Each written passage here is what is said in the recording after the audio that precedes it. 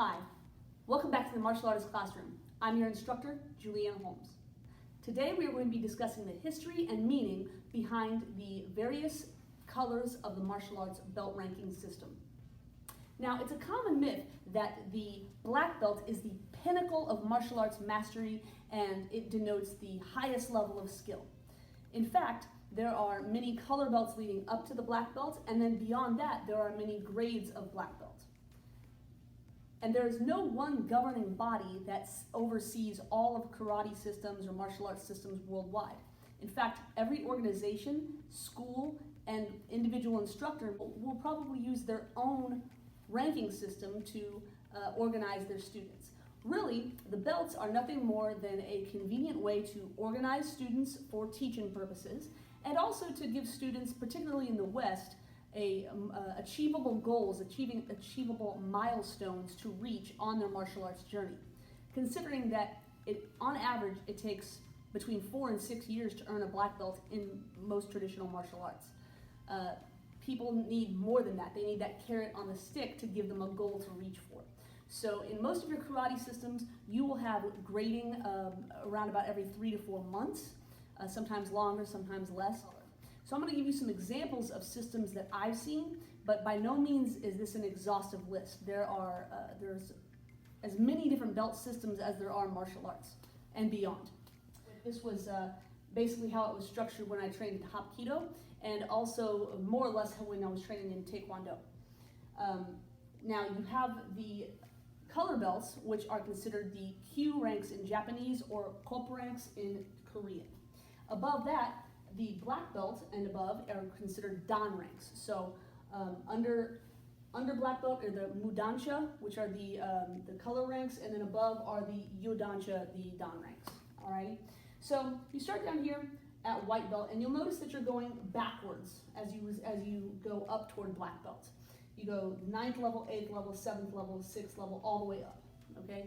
Then the process reverses once you reach your 1st degree black belt. So then you would have 1st degree, 2nd degree, 3rd degree, and so on up the ranks. Now, this belt ranking system was originally based on Japanese martial arts, and then the Koreans later adopted it.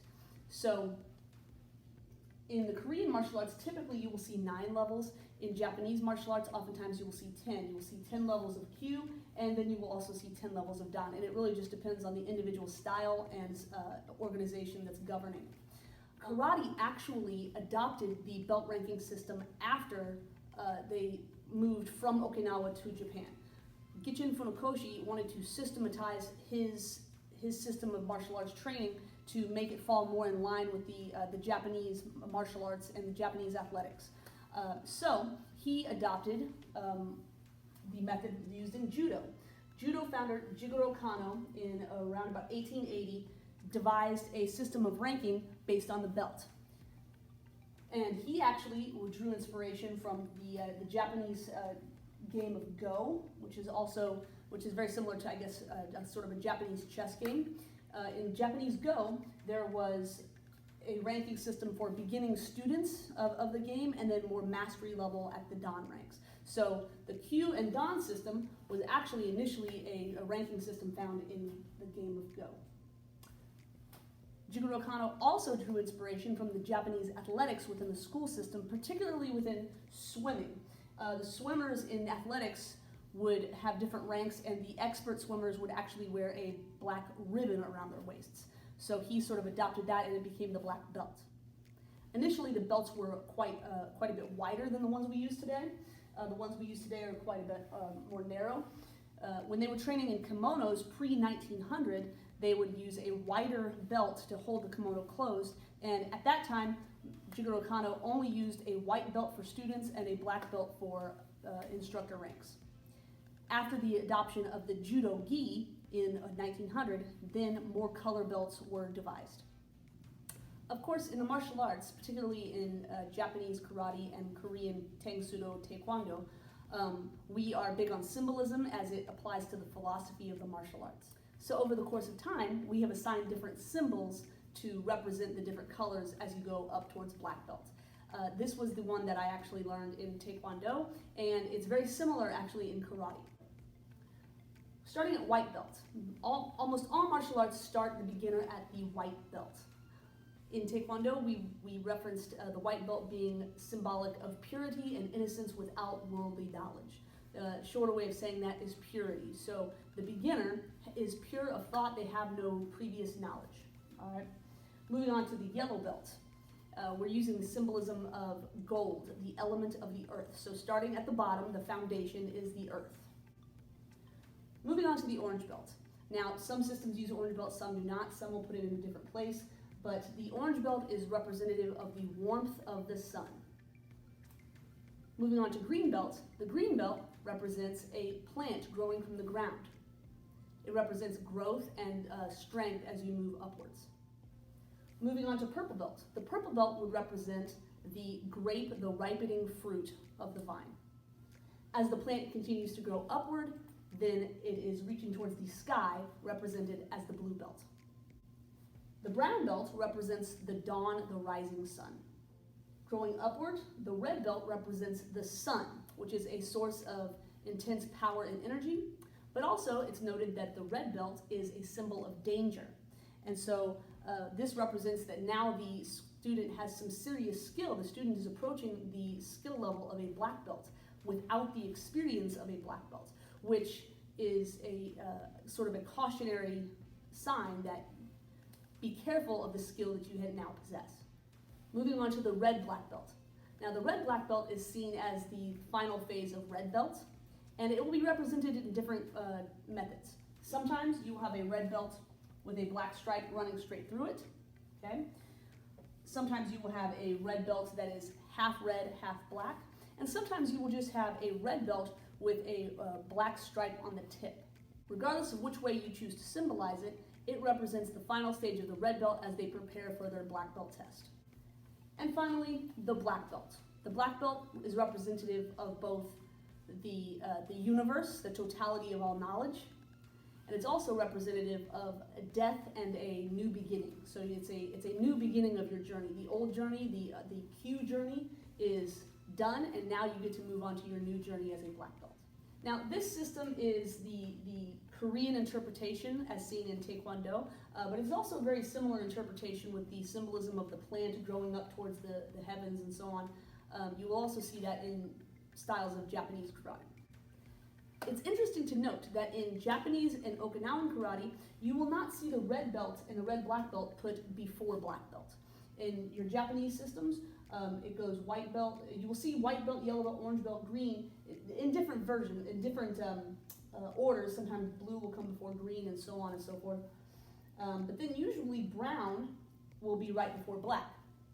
Because the way that I was taught and the way that I understand it is that when the Koreans were liberated from Japan in 1945, that they actually sort of moved the red belt down below black belt. Because in Japanese martial arts, there's different variations of red belt that denote mastery rank far above black belt.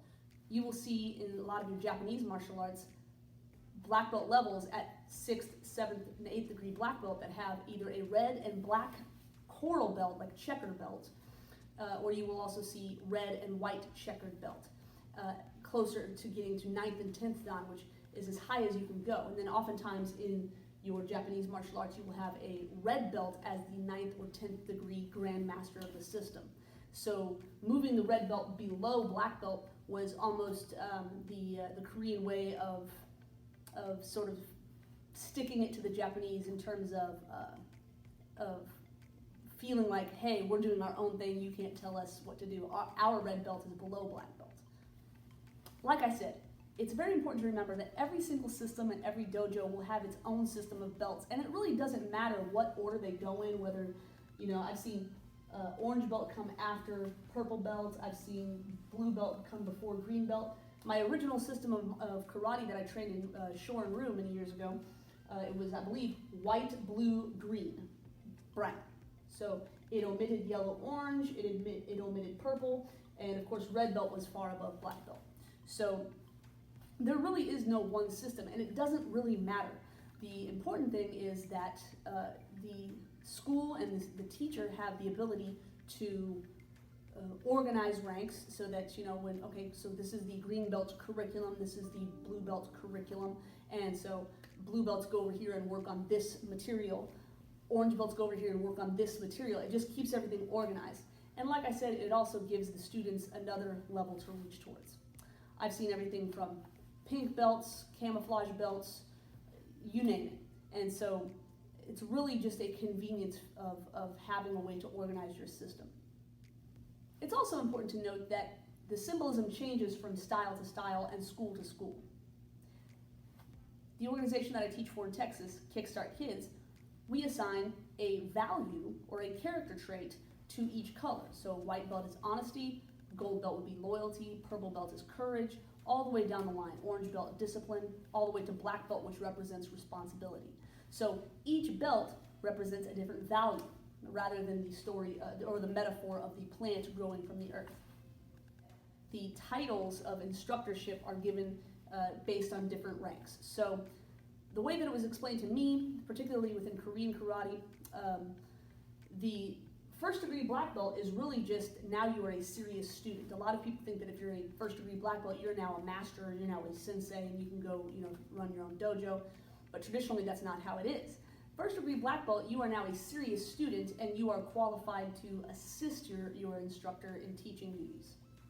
So first and second degree black belt could be looked at as sort of advanced students / assistant instructors. The third degree black belt is considered an instructor rank, so that would be someone that you might call sensei. A third degree black belt is qualified to run their own classes and their own dojo without the supervision of their instructor.